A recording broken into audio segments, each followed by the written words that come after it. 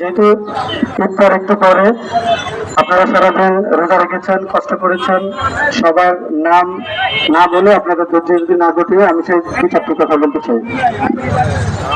আমার এলাকাবাসী, মুরব্বিয়ান, আপনারা জানেন গত 17 বছর সরাসরি শেখ হাসিনা সরকার আমাদের উপর জবরদখল করে বসেছিল এবং আমাদের বাক স্বাধীনতা ছিল না, আমাদের গণতন্ত্র ছিল না, আমাদের ভোটার অধিকার কেড়ে নিয়েছে, আমাদেরকে অকথ্য নির্যাতন করেছে। আপনারা জানেন আমাদের বিভিন্ন পর্যায়ের বিরোধী মতে যারাই ছিল তাদের উপরে শত শত অগণিত মামলা এবং বিভিন্ন পর্যায়ে হামলা, আমাদেরকে বিভিন্ন মেয়াদে বিভিন্ন মামলায় সাজা দিয়ে দিয়েছে। আমরা যদি প্রতিবাদ করতে রাজপথে নেমেছি, আমাদের উপরে এই সরকারের পটুয়া বাহিনী অকাতরে গুলি করেছে, লাঠিচার্জ করেছে। বিশেষ করে এই বৈষম্য বিরোধী ছাত্র আন্দোলনে যখন আমাদের সন্তানেরা রাস্তায় নেমেছে তাদের দাবির জন্য, মূলত তাদের দাবিটা ছিল কোটা সংস্কার আন্দোলনে, যখন নেমেছে আমরা তাদের পাশে ছিলাম।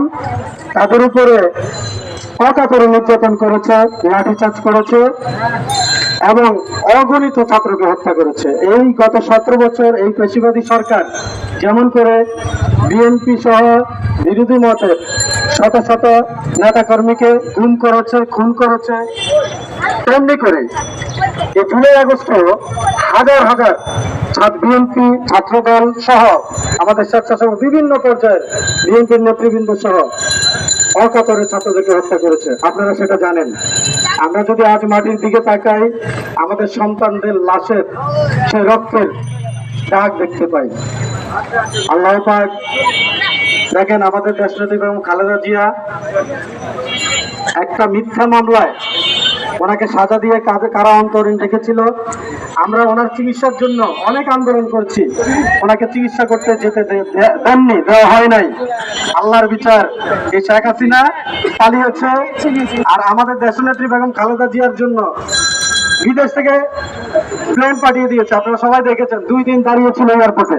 আল্লাহ পাক তাকে সসম্মানে চিকিৎসার জন্য বিদেশে নিয়েছেন, আবার তাকে সসম্মানে বিদেশ থেকে চিকিৎসা শেষে এই বাংলাদেশের মাটিতে বাংলাদেশের জনগণের সেবা করার জন্য আবার নিয়ে আসবেন। আমাদের তারুণ্যের অহংকার তারেক রহমান বারবার একটি কথাই বলেছেন, বিগত সরকার, পেশিবাদী সরকার যে আচরণ করেছে, আমাদের দিক নির্দেশনা দিয়ে যাচ্ছেন আমাদের কোন নেতা কর্মী যাতে সে পেশিবাদের মতো আচরণ না করি এবং